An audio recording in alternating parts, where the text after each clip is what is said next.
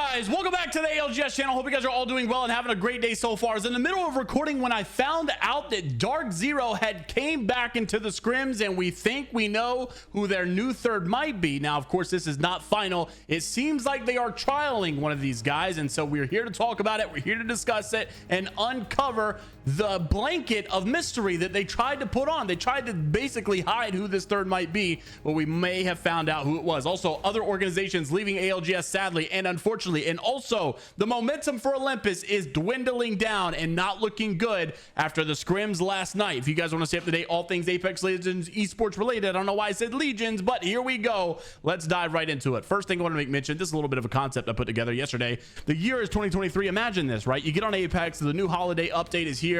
You realize there's a new tournaments tab, $5,000 tournament for duos, all ALGS styles, a $10,000 trios cup coming up this weekend. How nice would that be? Like, tell me that would not be the greatest idea we could ever see. Also, I thought about doing a 1v1 of all of these ALGS North American players and do Twitter polls, and sweet ratioed the crap out of me. And of course, I was here to embarrass myself. I want to show you guys how cringe I am, because it is pretty cringe, and honestly, I don't even know why I got this job and how I'm actually here and why people like the videos. Anyways, Minus Tempo posted the scrim results last night. We had Flat Earthers in first place, TSM in second place, LG Shivas in third place, and then you have Lobby B, TS Max, Denver Thuggets, Drop In Gaming, but obviously the stacked lobby was the big boys over here coming from the lobby A. TSM was playing with Snipedown. Of course, this is old TSM back when Snipedown used to play with these guys, and it was a little bit frustrating because they all seemed to really hate Olympus. Nobody was really enjoying it. Then you even have problems like this with Rambo posting these circles. I mean, look how bad it is. It was ending off halfway on the map.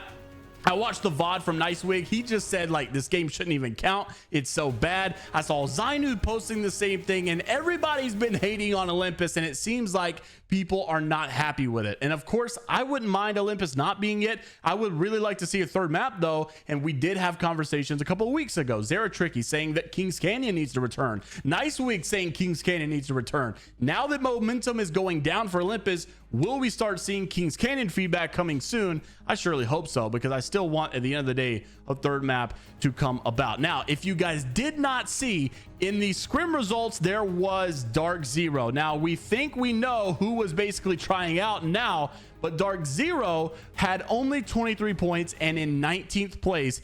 If they were trying out who we think we were thinking, then it might not be so successful, because obviously 19th place is not a good spot. Now, it is worthy to note, Jin just comes back, Zero just comes back. I assume they haven't really posted anything on their socials, but I assume obviously they're playing North American scrims, they got their visa stuff worked out, and they're back in business. Sadly though, this is obviously not the result they wanted, but we have seen other teams have slow starts. Oxygen obviously had a really bad start to the first set of scrims when they contested TSM. Things got much better for them shortly after. So here was basically Nicewig explaining who he thinks that this person is trialing with DarkZero. Just for a little bit of context, the players playing on these was actually DarkZero Zero, Jen Burton, and then a guy named Corncob, which players obviously didn't know who in the world Corncob was. This is when Nicewig says who he thought it was. Roll the clip.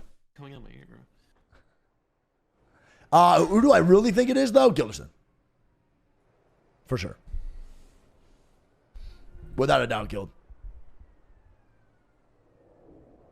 That's who I actually think it is. I think it's Gilderson, and I think also pros tell me nothing. So there's probably always pros that know like who's playing with who, right? I have no fucking idea who actually. Pros don't tell me shit no more. So I'm not in these group chats of where these roster decisions are made. I'm not involved in that anymore.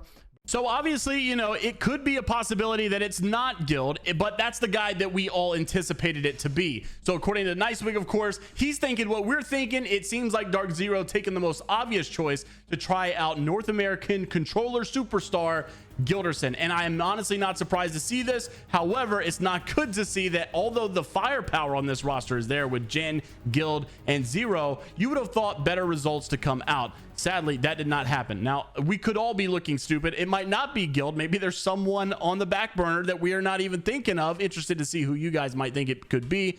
but I just don't think it's anybody but Gild. Everybody just thought it's got to be Gild. It's got to be Gild. It's got to be Gild. And well, obviously, we'll see that announcement come out soon. Make sure to let me know who you think would be the best fit for DarkZero. Also, I just woke up about 5 minutes ago to add this because it was sent to me by many people, and it is obviously pretty crazy news. EU pro player TylerFPS has officially announced he is now looking for a new team after what happened on E6. Now, he did take full responsibility, and it's honestly a pretty sad story. Tyler basically says that after Slayers left, he got a little bit upset because obviously he joined to play with this duo. Tyler also was previously on Vex Gaming, but Tyler basically said that he had a poor attitude and things did not go well with this new roster. They tried to get Slab on there, and obviously Slab's a great player, but they were just trying to do TDM scrims and all of these other things, and simply he kept saying things like, I hate this game and I don't even know if I want to keep playing and all of this other stupid things and blah blah blah. But basically the staff got really unhappy with his attitude towards practicing in the game, and it decided the best for him to take a week off. In this time, he basically said he played Apex when he felt like it, but the decision to bench me allowed me to explore my options because obviously the mental is not fitting over here on E6. You really hate to see this roster go through this. E6 can't catch a break, and you know, you also look at the, you know, I feel bad because I know Tyler obviously wanted to play with Slayers, and just a weird situation, man. You hate to see it at the end of the day, but obviously a really big roster shakeup in the EMEA scene. Also wanted to mention, coming from Brad, these are 3 other organizations that have decided to step away from Apex Legends, and he said that you'll see no official announcement on the matter. Sad stuff to see, but this is the way that it goes sometimes. Onyx, Burium, and Dua, sadly, basically have decided to no longer play in Apex Legends esports. They said you won't see any official announcement from these orgs, but they have left the Apex scene, leaving Moist and Ironblood Gaming as the only surviving orgs in the APAC South. Obviously, there was even rumor that Moist might want to go to North America at some point, but I don't think that's going to happen, and it's sad stuff to see because you also have Dreamfire that's going over into the China region. So there's a lot of teams that used to be in APAC South, and honestly, it's becoming weird because it might even be even more free for Moist. They might honestly just grab the 125k every single pro league season at this point. Onyx obviously had a really good roster that qualified for champs. Fussy was on that roster. He moves over to Moist Esports. Now that that kind of disbanded, Onyx obviously in a little bit different scenario. It sucks to see, man, and honestly Apex overall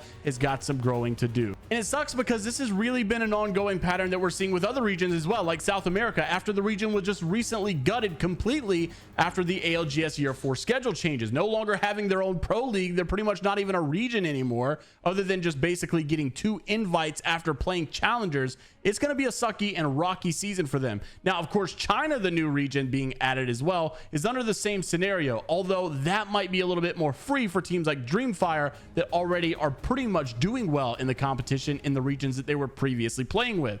So it seems like teams in South America are going to have a little bit more run for their money because they're not going to get the free pro league money. They're not going to get the free pro league points. And also the organizations aren't going to want to represent that. They're going to have to go through challengers just like everyone else. And that's why these teams are deciding to leave. I can't say that I blame EA at the same time because I know that the favoritism is going to be for the North American rosters because there's where the money is being made. That's where the streamers are. That's where everybody gets respected more. It's unfortunate to see how some of these regions get not necessarily equal treatment just because of their location.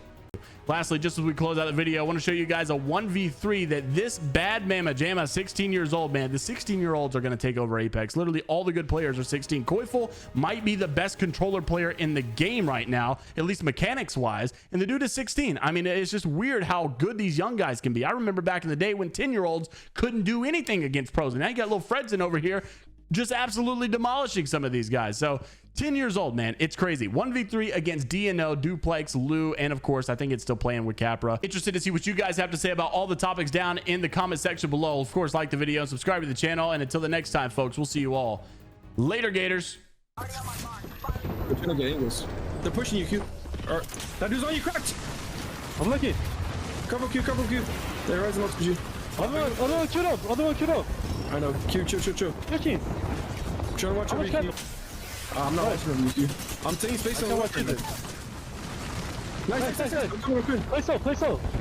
Yeah, play slow. Just chill. Okay. I'm coming to you guys right now. I'm watching. Chill. Wall in there.